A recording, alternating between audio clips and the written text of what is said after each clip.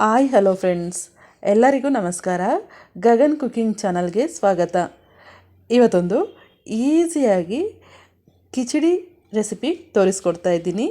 ಈ ರೆಸಿಪಿ ಒಂದು ಸಾರಿ ಮಾಡಿದರೆ ಮತ್ತೆ ಮತ್ತೆ ಮಾಡ್ತೀರಾ, ಅಷ್ಟು ಚೆನ್ನಾಗಿರುತ್ತೆ. ಅಷ್ಟೇ ಸಿಂಪಲ್ ರೆಸಿಪಿ, ಯಾರು ಬೇಕಾದರೂ ಟ್ರೈ ಮಾಡ್ಬೋದು. ಖಂಡಿತ ಇವತ್ತಿನ ರೆಸಿಪಿ ಇಷ್ಟ ಆಯ್ತಂದರೆ ಒಂದು ಲೈಕ್ ಮಾಡಿ. ಹಾಗೆ ಹೊಸದಾಗಿ ನೋಡ್ತಾ ಇದ್ದರೆ ಸಬ್ಸ್ಕ್ರೈಬ್ ಮಾಡ್ಕೊಳ್ಳಿ. ಇಲ್ಲಿ ಕಿಚಡಿ ಮಾಡೋದಕ್ಕೆ ಏನೇನು ಬೇಕು ಅಂತ ನೋಡ್ಕೊಳ್ಳೋಣ ಬನ್ನಿ.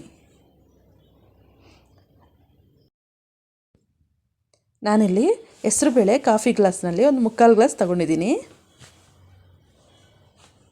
ಇಲ್ಲಿ ನಾವು ನೀರು ಕುಡಿತೀವಲ್ಲ ಆ ಗ್ಲಾಸ್ನಲ್ಲಿ ಅಕ್ಕಿ 1 ಗ್ಲಾಸ್ ತಗೊಂಡಿದ್ದೀನಿ.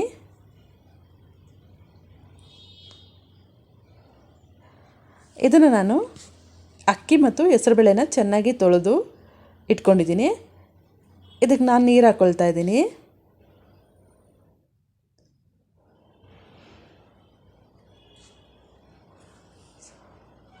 ನೀರು ಹಾಕ್ಕೊಂಡು ಇದನ್ನು 1 ವಿಷಲ್ ಬರೋ ತನಕ ಕೂಗಿಸ್ಕೊಳ್ಬೇಕು. ನಂತರ ನಾನಿಲ್ಲಿ 2 ಟೊಮೊಟೊ ಹಣ್ಣು ಹೆಚ್ಕೊಂಡಿದ್ದೀನಿ. ಹಾಗೆ 4 ಹಸಿಮೆಣಸಿನ್ಕಾಯಿ ಉದ್ದಕ್ಕೆ ಹೆಚ್ಕೊಂಡಿದ್ದೀನಿ.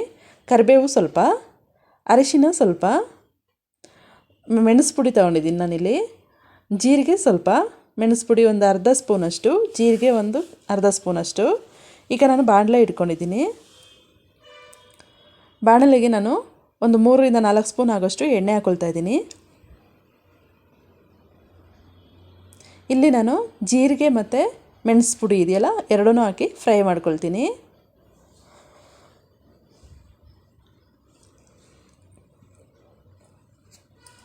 ಈಗ ಹಸಿಮೆಣಸಿನ್ಕಾಯಿ ನಾನು ಒಂದು 3 ರಿಂದ 4 ಉದ್ದಕ್ಕೆ ಹೆಚ್ಕೊಂಡಿದ್ದೆ, ಅದನ್ನು ಹಾಕ್ಕೊಂಡು ಫ್ರೈ ಮಾಡ್ಕೊಳ್ತಾ ಇದ್ದೀನಿ. ಹಾಗೆ ಕರಿಬೇವು ಹಾಕ್ಕೊಳ್ತಾ ಇದ್ದೀನಿ. ಒಂದು 10 ರಿಂದ 15 ಎಲೆ ಕರಿಬೇವು ಹಾಕ್ಕೊಳ್ತಾ ಇದ್ದೀನಿ. ಇದು ಚೆನ್ನಾಗಿ ಫ್ರೈ ಆಗಬೇಕು.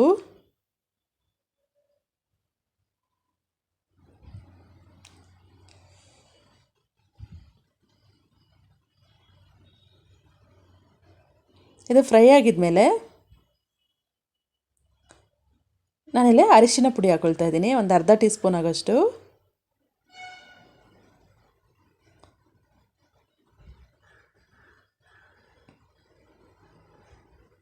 ಇಲ್ಲಿ ನಾನು 2 ಟೊಮೊಟೊ ಹಣ್ಣು ಸಣ್ಣಗೆ ಕಟ್ ಮಾಡಿದ್ದೆ, ಅದನ್ನು ಹಾಕ್ಕೊಂಡು ಫ್ರೈ ಮಾಡ್ಕೊಳ್ತೀನಿ. ಈಗ ಇದ್ರ ಜೊತೆಗೇ ಉಪ್ಪನ್ನು ಸೇರಿಸ್ತೀನಿ. ಈಗ ಟೊಮೊಟೊ ಹಣ್ಣು ಆವಾಗ ಬೇಗ ಫ್ರೈ ಆಗುತ್ತೆ.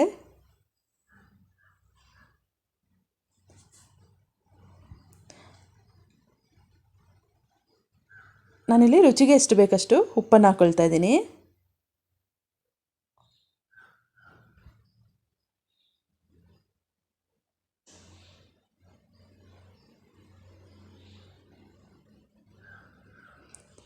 ಈಗ ಇದು ಚೆನ್ನಾಗಿ ಫ್ರೈ ಆಗಿದೆ. ಈಗ ಸ್ಟವ್ ಆಫ್ ಮಾಡಿಕೊಂಡು ಕುಕ್ಕರು ವಿಷಲ್ ಆಗಿದೆ. ಇದನ್ನು ಓಪನ್ ಮಾಡಿಬಿಟ್ಟು ಇದನ್ನೆಲ್ಲ ಮಿಕ್ಸ್ ಮಾಡಬೇಕು. ಕುಕ್ಕರ್ಗೆ ಮಿಕ್ಸ್ ಮಾಡಿದರೆ ಈ ರೀತಿ ಕಿಚಡಿ ರೆಡಿಯಾಗಿದೆ.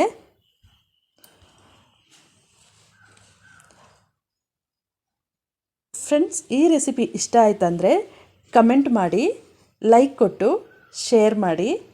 ಹಾಗೆ ಗಗನ್ ಕುಕಿಂಗ್ ಚಾನಲ್ಗೆ ಸಬ್ಸ್ಕ್ರೈಬ್ ಆಗಿ. ಈ ವಿಡಿಯೋ ನೋಡಿದ್ದಕ್ಕೆ ಎಲ್ಲರಿಗೂ ಧನ್ಯವಾದಗಳು.